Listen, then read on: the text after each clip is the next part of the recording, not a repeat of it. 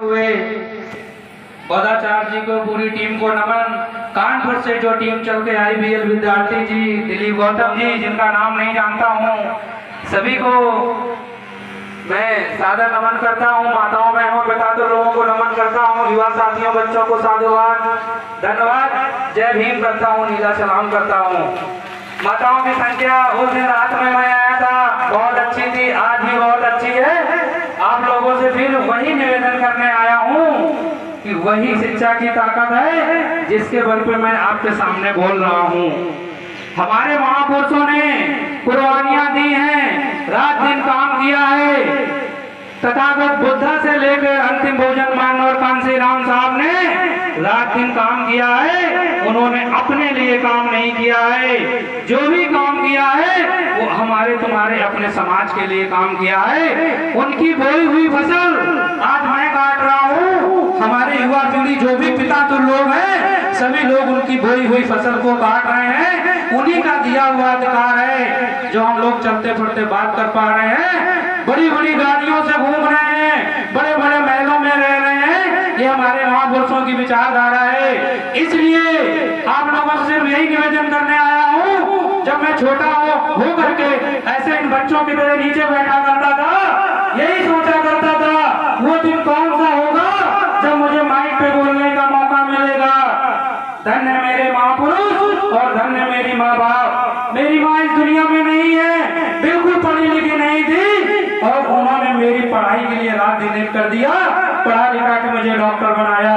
और धन्य माननीय बहन जी, जिनकी शासन काल में मैंने जीरो बैलेंस में पढ़ लिख के मैं यहाँ पे डॉक्टर बन के पहुंचा हूँ। अगर उस समय बहुत फीस लगती होती जैसे आज की सरकारों में फीस लग रही है तो मैं डॉक्टर नहीं हो पाता। इसलिए शासन व्यवस्था के मामले में पिछली बार भी मैंने बोला था, माननीय बहन जी जैसे किसी की शासन व्यवस्था नहीं देखी है। इसलिए आगामी आने वाले समय में कोशिश करके अपनी सरकार बनाने का हम लोग काम करें, क्योंकि जो समाज शासक वर्ग में आता है उन पर अत्याचार नहीं होते हैं। और बाबा साहब ने एक लाइन कही कि जीवन बहुत लंबा नहीं होना चाहिए लेकिन महान होना चाहिए।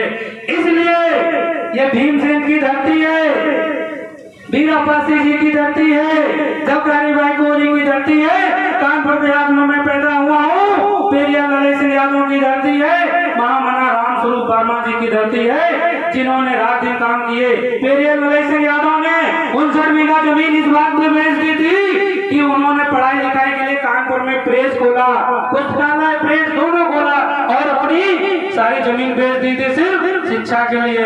वो जानते थे कि शिक्षा की क्या ताकत है। इसलिए बहनों, इन बच्चों की तरफ देखिए, जिस दिन इस गांव से पढ़ लिख के बड़े पटल पे कोई बच्चा जाएगा, भीमसेन का नाम पूरे भारत में होगा।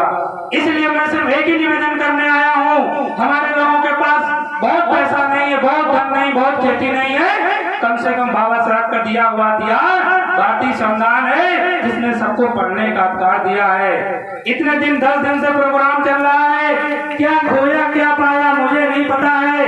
बस बदाचार्य जी ने आपको अज्ञानता, पाखंड, अंधविश्वास के खिलाफ लगातार मुहिम छेड़ रखी है और काम किया। गुरुजी और मिलन बहुत जी की टीम पूरे उत्तर भारत में काम कर रही है, रात दिन इसलिए काम कर रही है कि हमारे समाज में जो अज्ञानता, अंधविश्वास, पाखंड है, इसको दूर किया जाए। आप सब लोग आए, सब लोगों ने जिन्होंने बढ़ चढ़ के हिस्सा लिया, सहयोग दिया, दान दिया, रात दिन मेहनत किया, जिनके पास धन नहीं था, दान नहीं था, बढ़ चढ़ के उन्होंने हिस्सा लिया, सभी दिल को मैं तहे दिल के शुक्रिया अदा करता हूँ, साधुवाद करता हूँ, जय भीम करता हूँ, नीला सलाम करता हूँ। जय भीम, जय भारत, जय भारत।